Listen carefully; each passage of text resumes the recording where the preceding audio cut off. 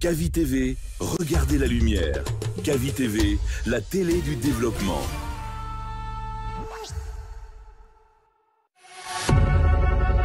Vous pouvez désormais suivre l'ensemble de nos programmes via notre application disponible sur Play Store et App Store.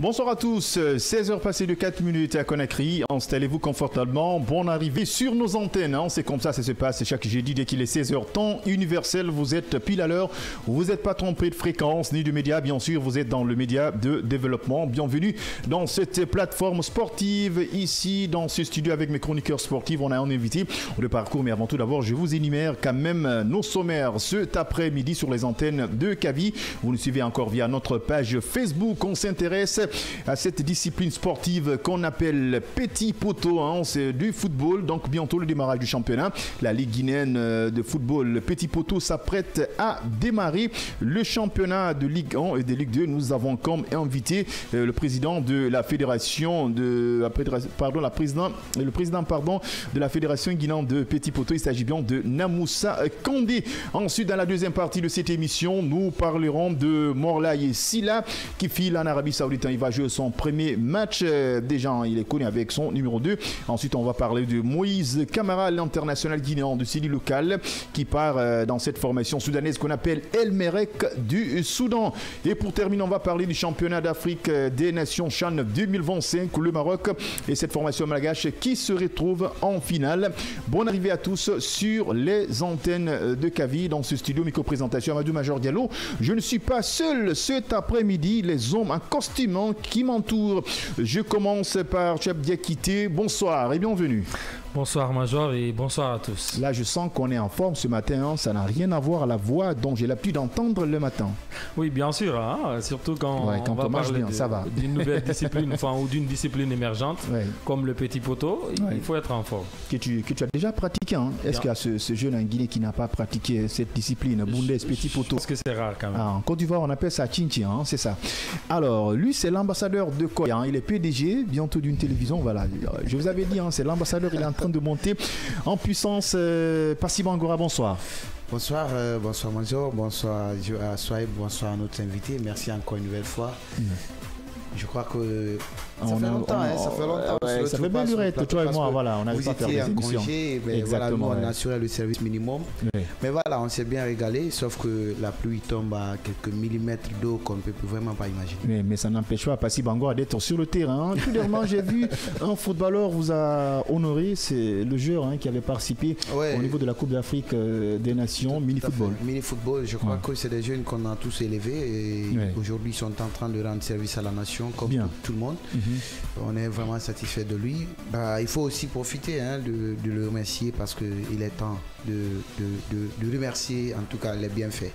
Petit poteau, je sais que Passy Bangora il a forcément pratiqué aujourd'hui ce parce que j'ai tellement recherché monsieur le président de la fédération afin que voilà un district spécialisé de football de petit poteau soit représenté à Koya parce que les gars sont hyper bons et voilà et l'occasion est aujourd'hui mise à profit. Parce que souvent on disait si un joueur n'arrive pas à être un grand footballeur, on dit bon il faut jouer les petits poteaux ou bien on dit bon si tu veux être un professionnel il ne faut pas jouer les petits poteaux et pourtant on est en train de mettre en valeur. Alors pour éclaircir la lanterne, on a comme invité de parcours dans cette émission le président de la fédération guinéenne de petits poteaux qui est là dans ce studio, c'est monsieur Namoussa Kandé. Bonsoir.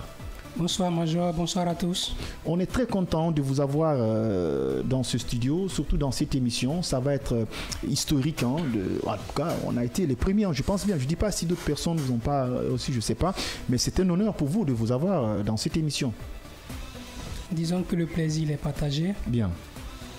Alors, comment se porte votre fédération, monsieur Kandé? Alors, la fédération, elle se porte bien, se porte à merveille. Permettez-moi juste de placer un peu, de camper un peu le décor. Bien. Autour du projet de valorisation du football petit poteau. Alors, vous l'aviez dit tantôt, c'est une discipline connue de tous, pratiquée par tous, Sauf que elle a longuement été considérée comme un jeu de rue, comme une discipline de divertissement. On vient le soir, on se rencontre entre amis, et voilà. Et bon, à côté de ça aussi, il y a pas mal de promoteurs de tournois. Mais après ces tournois, les équipes, justement, les équipes après, elles deviennent quoi et les athlètes, ils deviennent quoi. Donc, du coup, c'est, disons, au regard de tout ce potentiel que nous, on a vu dans la discipline, qu'on s'est investi depuis 2023 pour pouvoir valoriser cette discipline, pour en faire vraiment une discipline de carrière pour les athlètes. Comme vous l'avez signalé, Major, lorsque un athlète n'a pas la chance d'évoluer dans le football à 11, et ben, que l'opportunité lui soit donnée pour pouvoir poursuivre sa passion dans le football. Exactement. De continuer. Justement. Voilà. Donc, voilà un peu ce qui nous a animés, ce qui nous a poussé à s'investir pour le développement de ces... Parce que quand même, cette discipline petit poteau, ça nous a beaucoup aidé. Parce que quand tu vois, les jeux de salon sont aussi pratiqués dans les séances d'entraînement des équipes à 11. C'est le système des Blaugrana, c'est leur force, les espaces réduits comme ça. Aujourd'hui, même des joueurs qui jouent parmi les 11, la Guinée a tant profité, ça fait partie de notre ADN. Les footballeurs comme Naby Keita, les Sadio Diallo, les Morlaye Sylla et tant d'autres ont appris le football d'abord à manier le ballon, à avoir des qualités techniques, parce qu'on a quelques aisances techniques, ça fait partie de notre ADN. C'est à travers cette discipline qu'on appelle petit poteau. Alors on va parler un peu de tout ce qui est administration. Est-ce que vous êtes en contact avec le ministère des Sports? Comment ça évolue?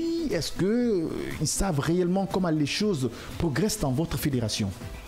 Oui, absolument. Le ministère est au courant et il y a quelques semaines de cela, on a été reçu en audience par son Excellence, Monsieur le ministre des Sports. Bien. Et au cours de cette audience, il faut croire que son Excellence a salué l'initiative parce qu'elle rentre dans le cadre de l'occupation saine de la jeunesse, chose qui est une politique actuelle du ministère.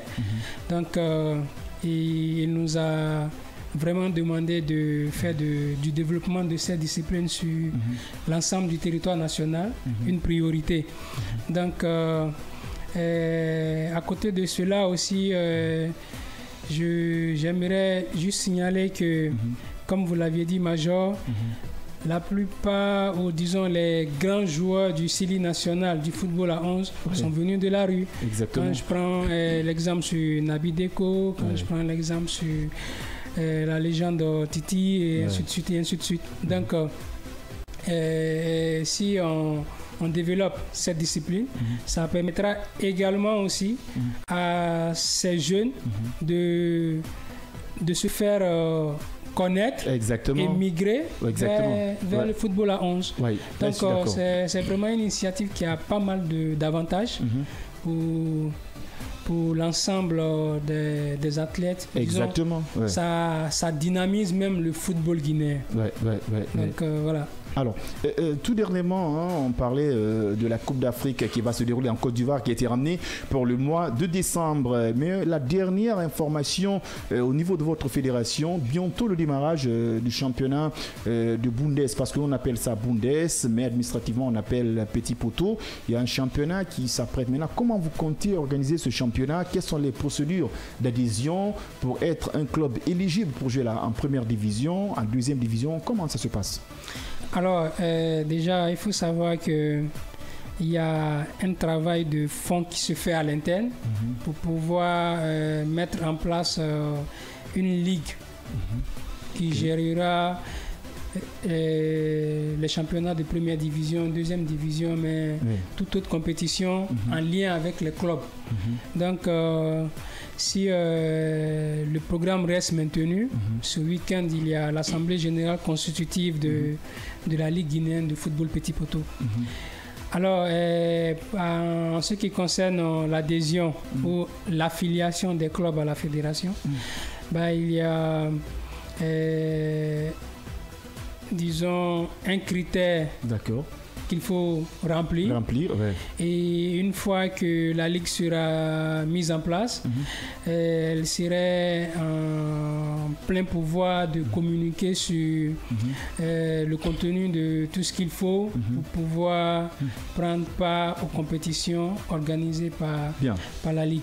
Allez bien, je vous rappelle encore vous qui venez de nous prendre à marge, vous êtes dans votre émission sportive World Sport. Chaque jeudi dès qu'il est 16h temps universel, on a comme invité Monsieur Namoussa Kondé qui est le président de la Fédération guinéenne de Petit Poteau. Bientôt c'est le démarrage du championnat de Ligue 1, de Ligue 2. Cette formation guinéenne, l'équipe nationale du Sili Boundès s'apprête à se préparer pour la prochaine Coupe d'Afrique des Nations qui va se dérouler en Côte d'Ivoire. C'est le mois de décembre et le Sili Boundès est en train de préparer cette compétition. Donc on attire l'attention des autorités pour que cette formation va être prise en charge pour que les choses se déroulent dans de très bonnes conditions et que l'équipe guinéenne arrive à très bien représenter la Guinée. Avant que mes attaquants de soutien arrivent à poser des questions, on va parler un peu sur le plan continental et comment ça se passe sur le plan administratif toujours avec la Confédération africaine et tout ça administrativement. Est-ce que ça va? Est-ce que vous communiquez?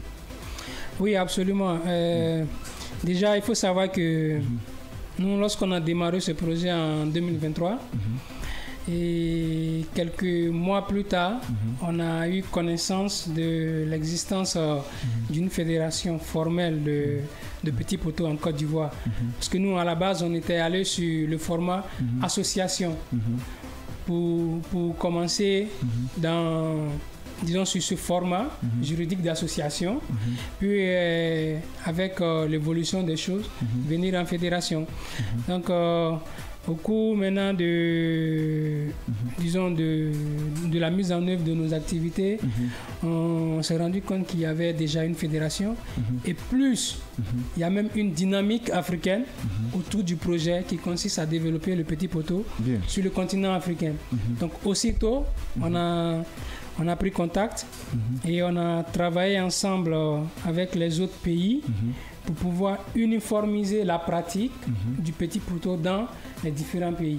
Parce que ce qu'il faut savoir, c'est que déjà à Conakry, par endroit, on trouvera souvent qu'il y a des jeux qui, en fait, des matchs qui se jouent, mais que la règle à Matoto n'est pas les mêmes qu'à Imbaya ou ainsi de suite.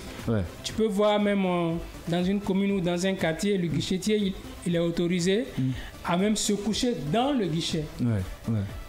Sauf que on peut trouver peut-être à Matoto ou là-bas on dit non, cette règle ça ne marche pas ici, ainsi de suite. Donc pour que ça soit une pratique commune, tous les pays membres de la Confédération africaine de Petit Poteau se sont retrouvés et on a travaillé pour faire sortir une loi. Une loi de 15 articles, si je ne me trompe pas. Donc, ça fait que la pratique, elle est maintenant uniforme dans ces pays. Donc, c'est pour vous dire que ce n'est pas quelque chose vraiment de singulier ou quelque chose qui est fait de façon à la va-vite ou qui a été improvisé comme ça. C'est dans l'unanimité avec des gens qui ont de l'expérience sur ça. Absolument. Donc ça veut dire qu'il y a vraiment du sérieux là-dedans. Nous sommes en train de faire un travail de fond et vraiment avec du sérieux qui va avec. Donc je crois que c'était au mois de juin. Avec notre implication dans le développement de la discipline, la Guinée a eu son intégration officielle au sein de la Confédération africaine de Petit Poteau. Super. Donc la lettre est venue adressée à son Excellence Monsieur le Ministre qu'on a déposée au ministère. Et également, la Confédération a jugé nécessaire de confier le développement du Petit Poteau ouest africain à la Guinée. D'accord, super. Voilà, ça c'est une très bonne nouvelle, le développement du Petit Poteau à la Guinée. Justement, c'est dans la zone ouest africaine. Super. Donc, et voilà un peu le lien, le rapport qu'on a avec la Confédération africaine de petits poteaux. Ouais, en tout cas, hein, c'est costaud pour nous, hein, pour le développement du petit poteau en Afrique de l'Ouest. La Guinée est confiée, donc je pense que c'est pas facile, c'est un gros boulot, mais je pense qu'on peut y arriver parce que je vois une équipe jeune, engagée, qui a la volonté, qui a envie franchement de rendre les choses propres pour que la Guinée arrive à progresser dans cette discipline. Non, mais ça montre clairement le respect que le monde extérieur voit ou donne à la Guinée dans ces genres de disciplines. Je vais faire un petit peu la comparaison avec la Fédération guinéenne de mini-football par exemple, où ça travaille énormément également. Donc si la Confédération africaine a eu cette idée de confier le développement en quelque sorte du football petit poteau ouest-africain à la Guinée, ça c'est une grande responsabilité. Et, et la prouesse également, il faut le reconnaître, le président a également quelque chose à en avoir. Donc félicitations pour tout ça. Maintenant, moi j'aimerais poser quelques questions par rapport à l'évolution de tout ça. J'ai parlé de mini-football tout à l'heure. Il faudrait pas qu'on pense seulement que quand on échoue par exemple dans le football à 11, qu'il faut se rabattre sur le petit poteau, parce que c'est une discipline émergente, c'est une discipline déjà pratiquée et connue de tous, mais maintenant ça devient beaucoup plus cadré et structuré. Maintenant, quelles sont les futures perspectives? Je voulais pas aller trop loin parce que c'est un départ, on va tout de suite attaquer une compétition. Donc comment ça s'est passé ou comment ça va se passer, les sélections des joueurs? Est-ce qu'il y a déjà une liste qui est déjà prévue, des joueurs qui sont ciblés, ou comment on va procéder à ces sélections? Et ensuite, parlons de l'organisation du championnat. Est-ce qu'on va d'abord commencer par un championnat amateur avec une seule division et après, pourquoi pas maintenant penser à professionnaliser le championnat et maintenant mettre les 4 de division en place? Alors, je vais commencer par le championnat et terminer par l'équipe nationale. Alors déjà, par rapport au championnat, ce qu'il faut savoir, c'est que vu que c'est la toute première saison du championnat, donc forcément, ça va se faire dans un cadre, disons, comment je peux appeler ça? Peut-être dans un cadre avec des choix ou bien des critères, voilà. C'est aussi un peu ça. Justement, avec des critères, mais pas avec une phase de qualification et tout. Voilà, les montées. Justement. Voilà. Donc, disons, à titre provisoire, nous procéderons à l'inscription des équipes intéressées et ça va beaucoup plus se jouer par ordre d'arrivée. Toute équipe qui remplirait les conditions de participation que la Ligue va communiquer, en fonction de l'ordre d'arrivée, les équipes seront enregistrées. Maintenant, c'est une compétition qui va réunir 12 clubs répartis en 2 poules de 6-6. Maintenant, chaque équipe aura 10 matchs parce que on veut que ça soit en aller-retour par poule. Ok, c'est par poule. Justement. Et les équipes classées premiers lors de la dernière journée des phases retour, les deux de la poule A et de la poule B s'affrontent maintenant en finale. Et puis le vainqueur est déclaré le champion national et le vainqueur occupe la 2e place. Donc pour le moment, on prévoit que le classement sur 2 groupes. Justement. Alors. Donc en ce qui concerne le championnat, voici un peu le format qu'on compte mettre en place. D'accord. C'est comme ça, parce que le début, c'est comme le football, il n'y avait pas hors-jeu. C'est au fur et à mesure que la discipline arrive à progresser, on arrive à faire des remaniements, et on va élargir, on va décentraliser jusqu'à l'intérieur du pays. Les idées vont venir, vous allez me dire, parce qu'après chaque compétition, il y a les leçons qui seront tirées, les critiques seront là, et puis si vous êtes ouvert aux critiques, je pense que ça va aller, et en même temps, on va améliorer cette discipline. Passi Bangoura, et allez-y.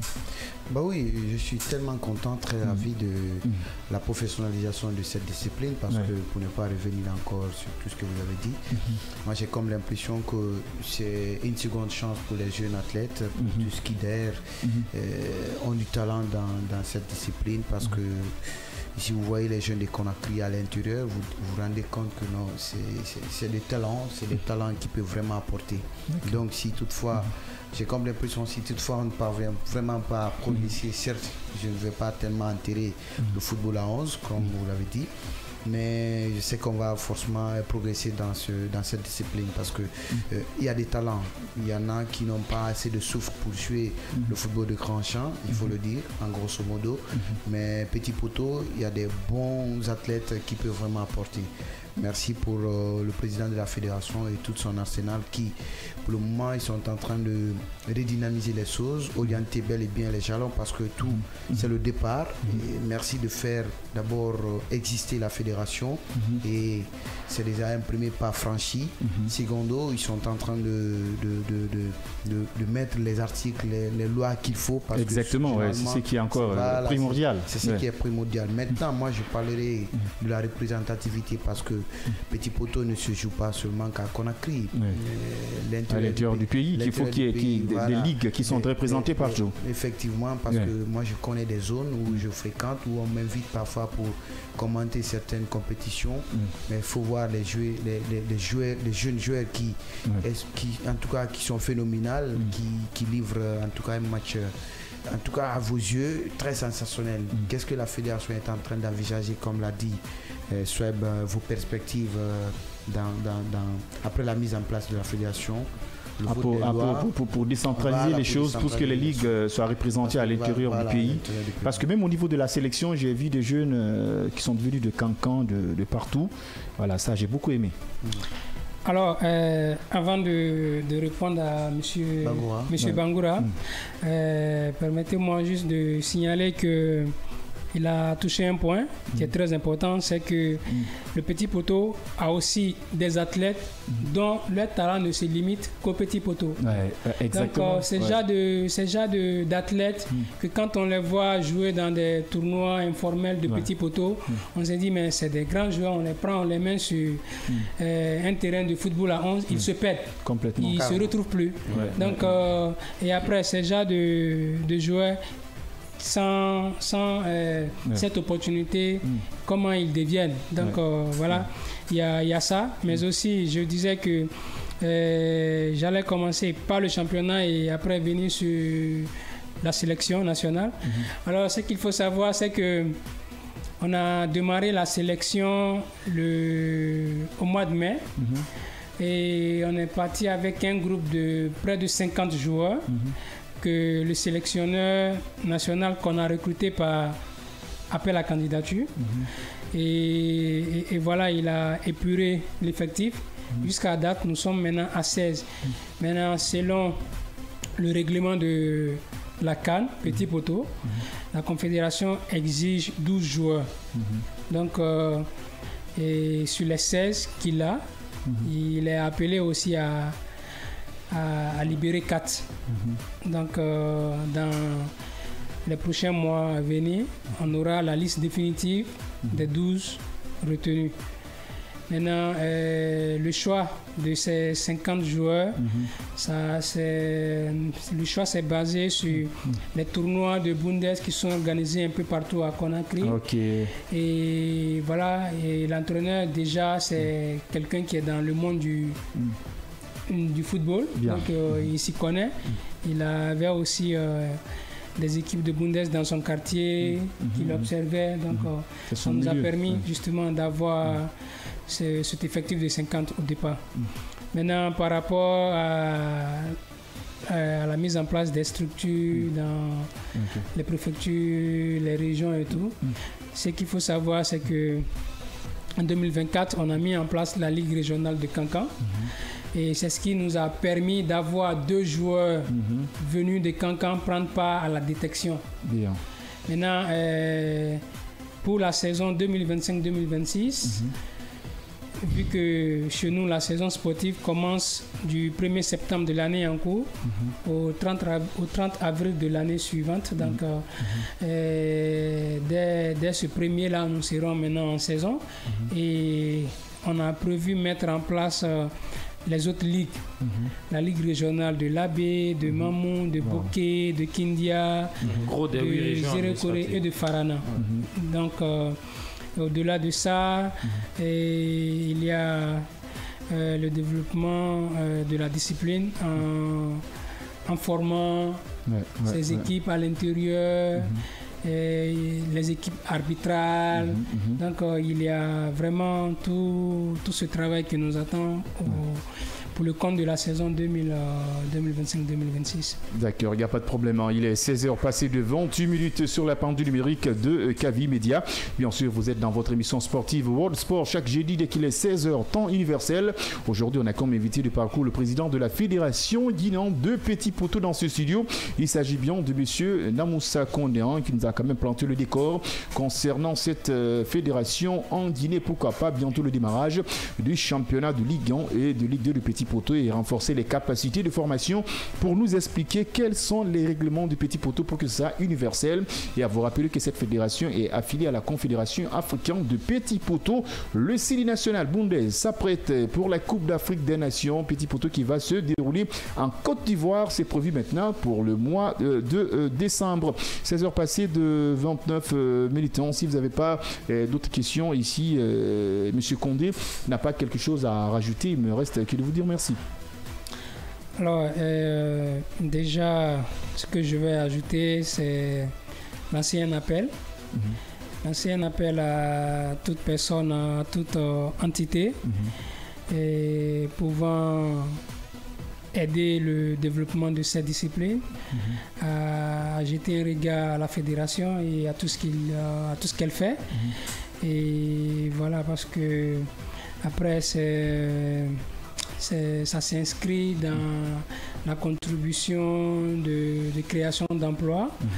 Et donc, ça va permettre à beaucoup de jeunes, en particulier, mais à beaucoup de personnes, à avoir de quoi faire et de quoi vivre avec. D'accord, il n'y a pas de problème. Merci quand même, hein. Ça nous va tout droit au cœur de vous avoir dans cette émission. Et sachez que Kavi Media est disponible pour cette fédération. Tout ce qu'on peut vous apporter, on va forcément vous apporter parce que toutes les disciplines nous intéressent, surtout quand on parle de la Guinée.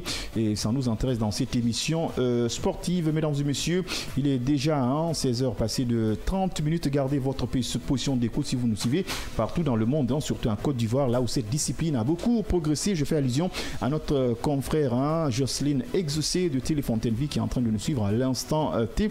Passionné franchement de quelque chose, voilà, ça, je dis entre guillemets, lui l'a compris, à distance. Marque une courte pause, on revient dans quelques instants pour la deuxième partie de cette émission pour parler du Morlaye Silla, le numéro 2 des Damak FC, et pourquoi pas Moïse Camara qui file déjà au Soudan avec cette formation qu'on appelle El Merek.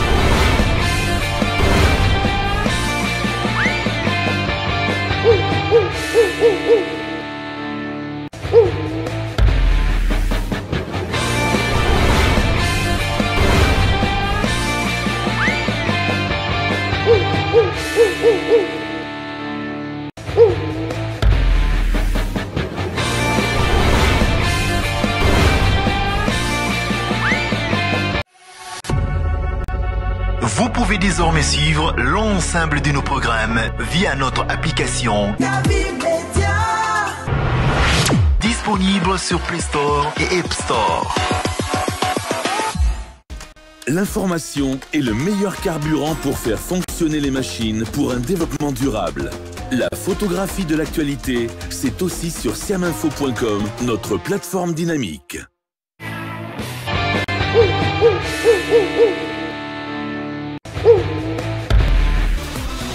Ensemble, on va se régaler jusqu'à 16h55 dans cette émission sportive. Chaque jeudi, dès qu'il est 16h, Amadou, Major Diallo, Chabiakité, Passi, Bangora Boubomane. Dans cette émission, on avait comme invité le président de la Fédération guinéenne de Petit Poteau, Namoussa Kondé, qui nous a quand même débriefé comment se porte cette discipline qui va bientôt naître ici en Guinée. Il s'apprête pour la Coupe d'Afrique des Nations qui va se dérouler le mois de décembre. C'est en Côte d'Ivoire. Alors, nous, on va continuer le débat. On va faire un coup de projecteur concernant d'abord les transferts des footballeurs guinéens. Avant qu'on parle de Morlaye Silla qui file dans cette formation d'Amak FC, l'ancien club de François Camano.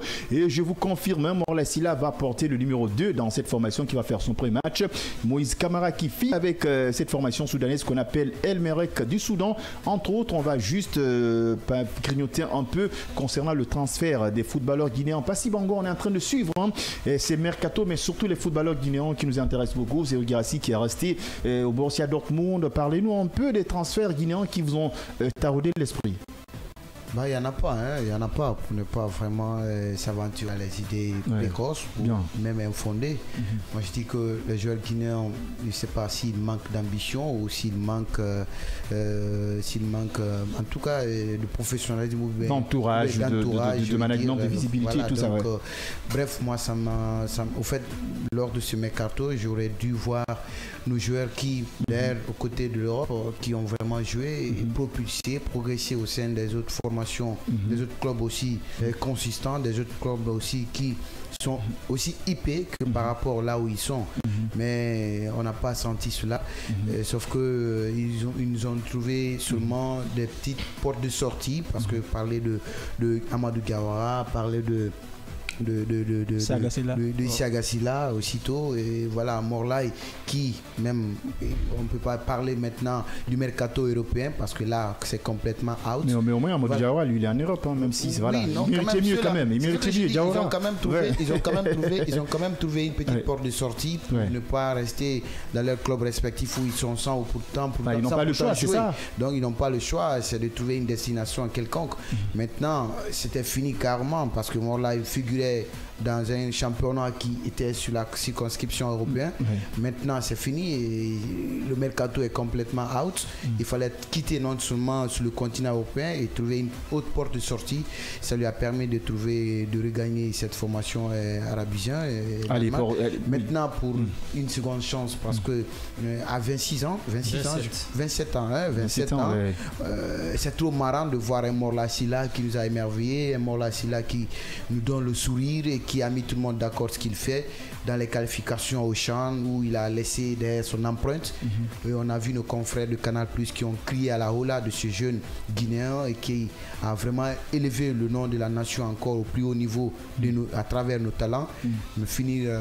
Par finir voir ce Morlaye prendre une destination de Danemark comme si c'est exactement. Vous savez, la situation elle est complexe. C'est un dossier qui est un peu compliqué sur le plan du management, les codes du pays. J'ai commencé par le code parce qu'à un certain moment, lorsqu'il était au Réa, il était courtisé par pas mal de clubs, mais voilà, il n'y a pas eu de réponse. Il y a l'indice de transfert. Il n'y a pas eu de réponse. Il y a l'indice de transfert. Chaque pays est aujourd'hui dans le monde de transfert est responsabilisé à ce qu'on appelle le code marchand, parce que l'indice avec le système TMS, il est parfois exigeant sur des pays.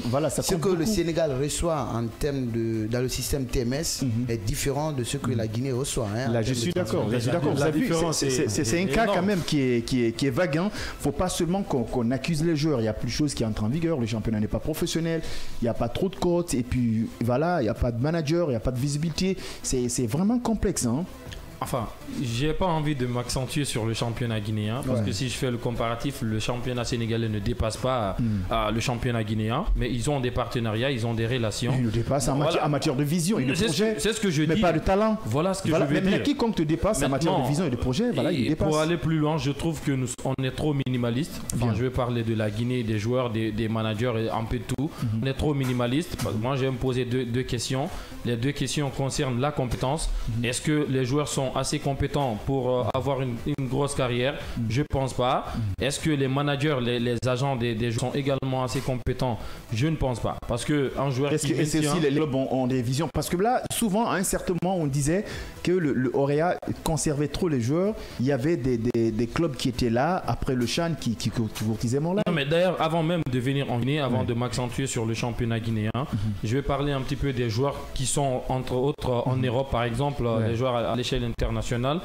Quand tu es performant, je pense que tu as forcément soit ton club veut te garder. On a vu avec Moriba, Celta s'est arraché pour le garder, d'autres clubs le voulaient comme le Villarreal. Je pense que ça c'est de changer de cap dans sa carrière, sauf que en Guinée, nos joueurs qui sont en Europe, ça démarre très très fort, mais au final ça dégringole très vite également.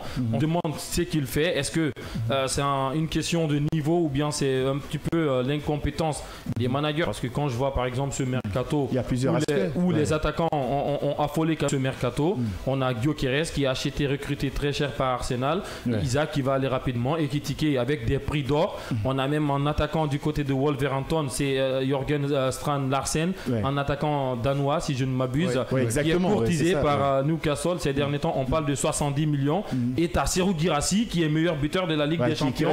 Et personne n'en parle. Je me demande comment ces agents, comment ils font pour gérer la carrière de Guirassy. Parfois ça amène à se poser des questions. Ce n'est pas que les joueurs, certes la performance on peut en compter. Guirassy est performant aujourd'hui, mais je me demande pourquoi on ne parle pas de lui. Est-ce qu'il est beaucoup mieux vendu par rapport aux autres? Est-ce que les autres sont meilleurs que lui? Je ne pense pas. Je dis que c'est non. C'est comme le cas de beaucoup de questions. Oui, c'est comme le cas de Hadjibou. Après la CAN, on avait pensé qu'on allait voir Hadjibou dans un autre club, mais la situation est passée inaperçue. On n'en parlait plus et puis voilà, c'était complètement à l'oubliette, Bobo Mani. Mais bien sûr, je sais que ça vient de le rappeler. Voilà, nos joueurs commencent très vite et ça dégringole rapidement. Donc le cas Morlaye Sylla, vraiment ça m'inquiète parce que à son âge, je ne m'attendais pas à quitter un championnat européen pour l'Arabie Saoudite. Il ne faut pas oublier que l'Arabie Saoudite actuellement est devenu le nouveau Eldorado du football européen parce que beaucoup de joueurs européens quittent là-bas pour, disons, entre guillemets, l'aspect financier. Certes, voilà, il y a des à certains moments, c'est ça. À certains moments, et tout ça, il n'y a pas d'autre trophée. Exactement. Bien sûr.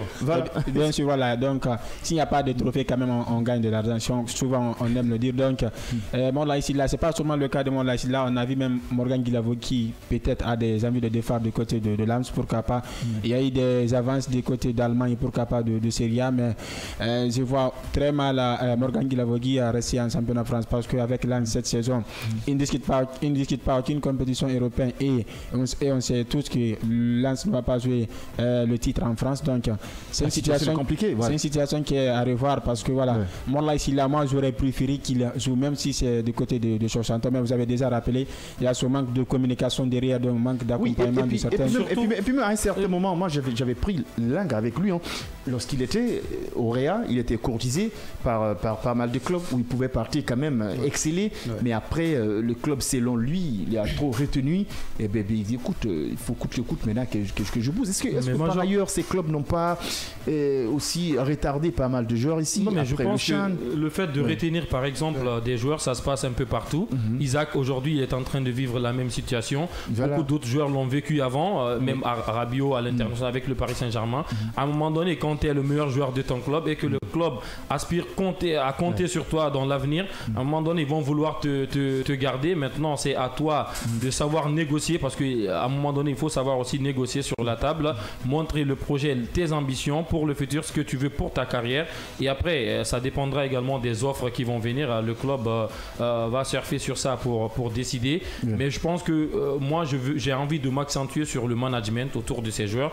Je pense qu'il n'y a pas beaucoup de projets, un bon projet, enfin un projet à long terme ou un projet visionnaire autour de ces joueurs-là qui ne leur permet pas aujourd'hui d'exceller à l'international. Aujourd'hui, je pense qu'il y a des joueurs sénégalais, on en parle, parfois on a mal quand on voit, mais il y a des joueurs... Matar Sarr il y a beaucoup. Avec Adramanba, on était au stade. Les Pape Matar Sarr, bien. Aujourd'hui, ceux-ci sont devenus des grands joueurs, mais chaque saison, je pense qu'il y a des dizaines, des quinzaines de joueurs sénégalais qui quittent au Sénégal, qui partent en Europe avec des clubs comme Metz et tant d'autres. Je pense qu'il faut à un moment donné avoir une vision, un projet de carrière. Ces managers qui veulent juste avoir de l'argent et non pas de bons projets pour des joueurs. Et même, on est en train de parler de Morlaye Sylla, ça c'est fréquemment. Aujourd'hui, on va parler encore de Moïse. Moïse, voilà, même si cette fois-ci le CI n'a pas progressé dans cette compétition, mais individuellement il s'est démarqué, le meilleur buteur du championnat. Voilà, la destination c'est dans le championnat soudanais où il faut aller dans d'autres pays pour jouer le championnat, mais c'est El Merreikh du Soudan. Entre guillemets, on a vu des joueurs qui ont excellé dans des compétitions en Guinée, mais après ils partent dans des championnats quand même qui sont moins. Mais ça c'est récent. Prenez le cas de Sanko, hein. Moi je vous envoie pour prendre le cas de Sanko avec tout ce qu'il a donné. Il a appris non seulement dans le championnat guinéen, il a joué la Ligue des Champions avec l'Oréa, vous vous rappelez, avec même... il était en Belgique avec Saint-Ron aussi. Oui, avec Saint-Ron, vous comprenez. Donc, c'est lui qui est parti en Belgique, il a du mal à s'imposer. Dans un championnat aussi moins, on a du mal de voir... Oui, c'est selon lui qui ne jouait pas à son poste de prédilection. C'est selon lui, il était là avec invité. Il était là dans cette émission. C'est un milieu défensif, il peut jouer défenseur central. Ce sont des excuses. Donc, bref, c'est à la fois c'est tumultueux, c'est parfois alarmant de voir nos joueurs sans progresser à l'international. Parce que quand ils sont ici, on les sent que oui, une fois à l'international, ils vont vraiment vendre l'image de la Guinée, ils vont se faire respecter par leur talent. Mais on se dit, mais attends, quand ça vire autrement, on se dit, mais qu'est-ce qui ne va pas avec ce joueur? On ne sait même pas, est-ce qu'il y a une malédiction qui court derrière nos joueurs ou qui court derrière notre football? Parce que globalement, ça ne marche pas. Non, c'est une question d'organisation à la base. Globalement, ça ne marche pas. Forcément. Et aussi individuellement, personne ne sait s'extirper également de cet environnement international pour se faire un nom ou pour se faire une place.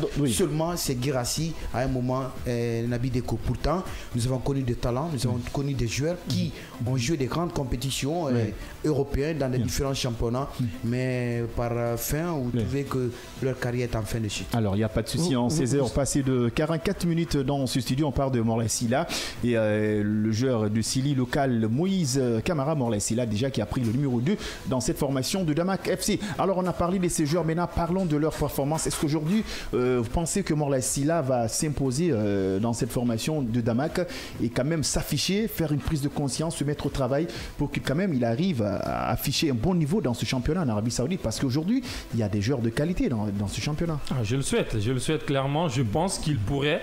Maintenant à lui de s'affirmer, de le montrer. Il est talentueux, il a le talent. Vous êtes optimiste qu'il va s'en sortir? Bien sûr, c'est pas encore un vieux joueur, il n'a que 27 ans, j'ai envie de dire, il a au moins 10 années peut-être devant lui dans sa carrière, donc il peut peut-être même revenir en Europe s'il performe beaucoup plus, ou même taper dans l'œil de d'autres gros clubs en Arabie Saoudite comme Ahli ou Etihad ou d'autres. Maintenant, moi, j'ai pas trop envie de parler de Morlaye Sylla parce qu'on en a tellement parlé depuis le début de sa carrière. Mais le cas Moïse, par exemple, pour moi, je trouve pas trop normal de signer jusqu'à 4 ans du côté d'Al Merreikh, parce que pour moi, je connais pas trop le niveau du championnat soudanais. Je vais pas m'aventurer jusqu'à ce niveau, mais signer 3-4 saisons pour un joueur qui vient à peine de terminer meilleur buteur de notre championnat avec 14 buts, est-ce qu'il aura les conditions, l'acclimatation, le nouvel environnement et tout? Pour moi, ça amène à se poser des questions, parce que la performance, vous savez, en Guinée, on est tellement trop émotif parfois. Quand un joueur brille dans une compétition ou même dans un championnat, on dit qu'il est devenu pro, ça lui pousse même à ne plus trop se surpasser. Et c'est ce qui fait que beaucoup d'entre nous, on échoue souvent quand on est appelé à être en Europe, parce que les niveaux d'exigence ne sont pas les mêmes. On est assez minimaliste à se dire que oui, il est très talentueux, c'est le pro, c'est le meilleur joueur. Après, le joueur, il travaille plus beaucoup. Et sauf qu'il n'y a pas que la technique qui peut te sauver. À un moment donné, aujourd'hui, le football, ça demande beaucoup de choses, beaucoup de sacrifices. Bien. Et ce qui concerne Morlaï Sylla, j'ai pas de doute. Je pense qu'il va le faire. Maintenant, à lui de le faire maintenant. Et pour Moïse, je souhaite également qu'il brille. Pourquoi pas une saison et puis taper dans l'œil dans notre grand club africain, pourquoi pas en Europe. Surtout pour moi là, il a intérêt parce qu'il doit être encore appelé en sélection et déjà même il figure sur la liste des dossiers. Exactement. Et ça lui permettra, non seulement après avoir porté ce maillot fraîchement, ça lui permettra de montrer ce qu'il a appris en termes de footballeur, en tout cas d'un milieu récupérateur. Maintenant, montrer, parce que je ne peux pas dire qu'il est aussi supérieur à ce championnat, il va croiser le fer avec d'autres adversaires, d'autres coéquipiers qui vont évidemment exister, en tout cas une adversité assez coriace. Ça lui permettra encore de resserrer les rangs, mettre les couteaux entre les dents pour encore retrouver sa confiance, parce que le coach qui titubait en sélection n'est plus là, Kaba Diawara.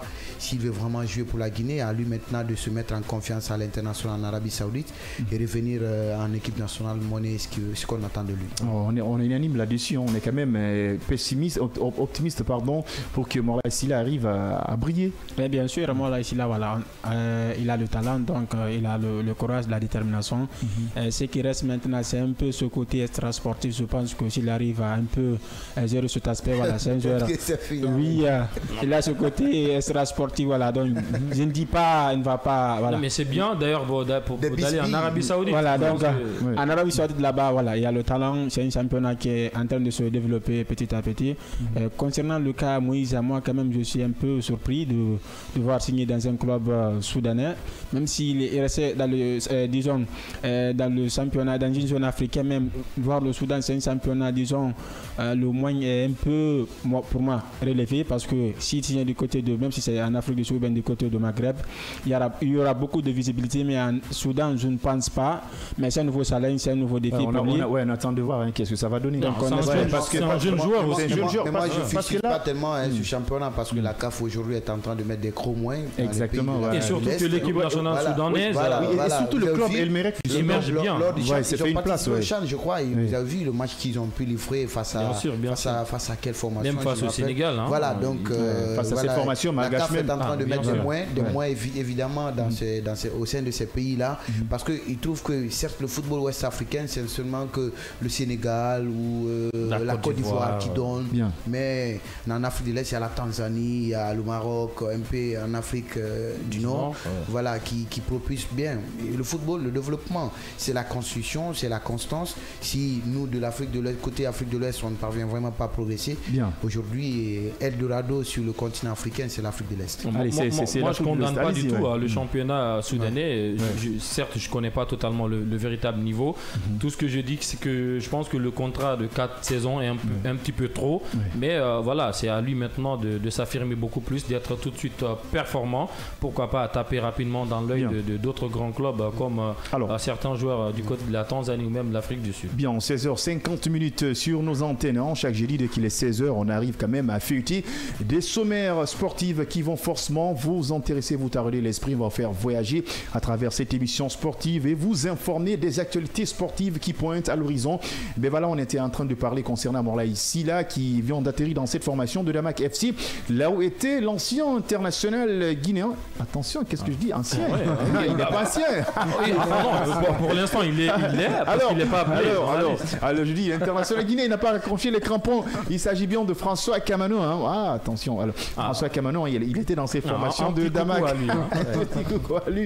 Et pourquoi pas aussi Moïse Camara qui vient de déposer ses valises dans le championnat soudanais avec cette formation qu'on appelle El Merreikh du Soudan. Maintenant, on va se projeter pour parler de cette finale tant attendue sur le championnat d'Afrique des Nations, CHAN 2025. C'est le club malgache qui est en finale. Le pays, le pays, Madagascar qui est en finale avec cette formation marocaine qui a déjà 2 titres, et les Malgaches n'ont pas 2 trophées. Mais avant d'abord qu'on en parle, je vais vous donner une information qui est déjà fraîche, c'est concernant ces tirages avec la Ligue des Champions. Zlatan Ibrahimovic a été honoré, il a été quand même décerné, premier sacre européen, un trophée spécial décerné par l'UEFA pour récompense l'ensemble des de son œuvre footballistique. Donc Zlatan Ibrahimovic vient d'être récompensé par le foot, par l'UEFA. Et ensuite, l'UEFA décerne un trophée spécial à Chelsea, unique club à avoir remporté toutes les compétitions des clubs européens, Ligue des Champions, Europa League, Conference League, Super Coupe de l'UEFA. Ils ont été récompensés. On attend de voir, on est en train de suivre l'évolution de ces tirages au sort. Je ne sais pas, Barça, Paris Saint-Germain.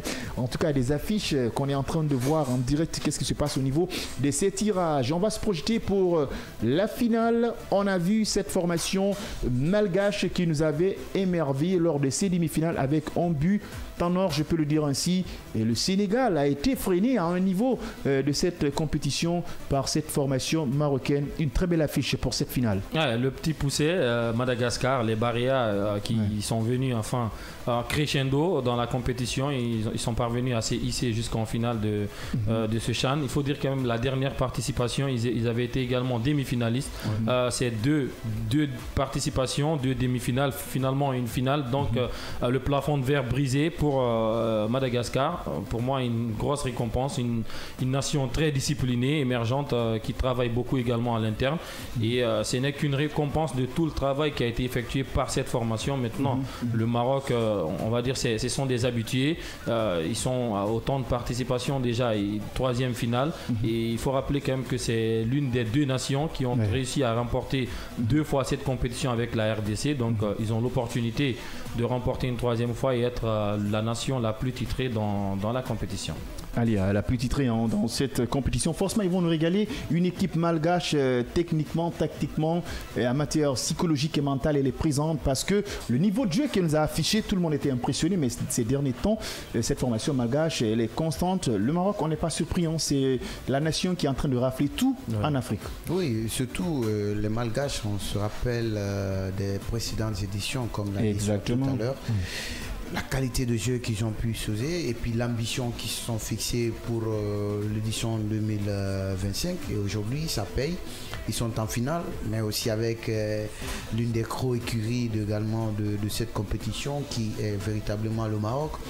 Une finale n'est jamais jouée à l'avance, mais moi je sens un mental de plomb, un mental d'acier au sein de ces barrières qui s'apprêtent forcément à jouer tous leurs griffes face à cette formation marocaine, comme pour dire qu'ils sont prêts à remporter. Maintenant, les détails, on en viendra pour juger un tout petit peu ce qui a balancé ou pas, mais moi en tout cas, j'ai totale confiance sur cette formation de Madagascar, évidemment, pour remporter cette finale. Maintenant, les Marocains, c'est à eux de jouer parce que c'est vrai, pour celui qui a toujours... Je vous trouve trop ambitieux là. Non. Ben oui, c'est possible. Pour celui qui a toujours goûté la victoire, il n'est jamais rassasié.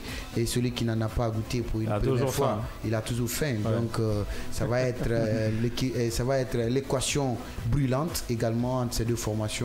Et on verra ce que ça va donner lors de cette grande finale. Et en tout cas, quand même, on est en train de suivre avec l'évolution de ces tirages. Ils viennent quand même de publier concernant chez Chapeau 2. Je vois déjà Bayern, PSG, Inter, Rome, Chelsea, Man City et tant d'autres. Franchement, la situation elle est quand même compliquée. Alors on va en parler demain dans l'émission Tout d'Europe. Les spécialistes seront là pour parler de tout ce qui est européen, en tout cas concernant ces tirages au sort de la Ligue des Champions. Bobo Mané, cette finale va forcément nous régaler. Il va forcément nous régaler, mais je vois cette formation marocaine s'imposer. Certes, c'est une finale. On a vu que la manière dont cette formation s'est qualifiée, même s'il y a eu cette action polémique, elle sera l'action où le joueur a été explicité. Donc l'arbitre est revenu après vérification de VAR. C'est pas surprenant parce que le Maroc, c'est la nation qui donne le football africain, disons ces dernières années avec le Sénégal. Donc on va se régaler. Donc je pense que le Madagascar va réaliser la sensation. En tout cas, ça sera une opposition de style, clairement. Mais attention, moi je mets le Maroc clairement favori. Cette fois-ci, vous allez être surpris. Mais on peut s'attendre à une surprise, c'est bien. Mais on aime les surprises. Mais le Maroc est favori parce qu'il faut le reconnaître. C'est une équipe, on a vu, ils sont parvenus quand même à éliminer le Sénégal. Donc voilà, ça serait une opposition de style. Mais attention, le Maroc, pour moi, est au-dessus. Maintenant, les barrières, ils sont venus en confiance avec tout ce qu'ils ont traversé et on verra ce que ça va donner. Voilà, on verra qu'est-ce que ça va donner. Hein. Il est 16h passé de 56 minutes sur la pendule numérique. À partir de 16h57 minutes, c'est la fin de cette émission. On va partir au niveau de la page publicitaire. Mais avant tout d'abord, Passy, vous voyez quelle équipe a remporté cette compétition? Madagascar. Madagascar a remporté, en tout cas, on verra avec si c'est cette formation malgache qui va remporter cette compétition rapidement. Madagascar, moi aussi. Et vous aussi? Je souhaite que ce soit Madagascar, mais le Maroc est au-dessus. D'accord, il n'y a pas de problème quand même. On sait que cette formation marocaine, elle est au-dessus de cette situation. Déjà, il est 16h passé de 57 minutes, c'est comme ça.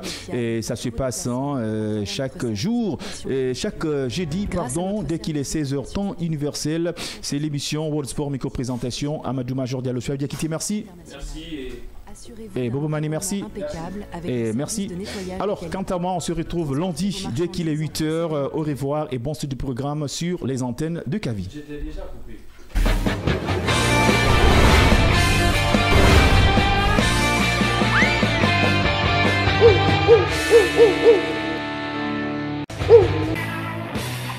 Et bonsoir, bienvenue dans ce nouveau rendez-vous hebdomadaire de Tour d'Europe. Une qualification pour la Coupe du Monde en 2026 vient rapidement au mois de mars. Ça va nous permettre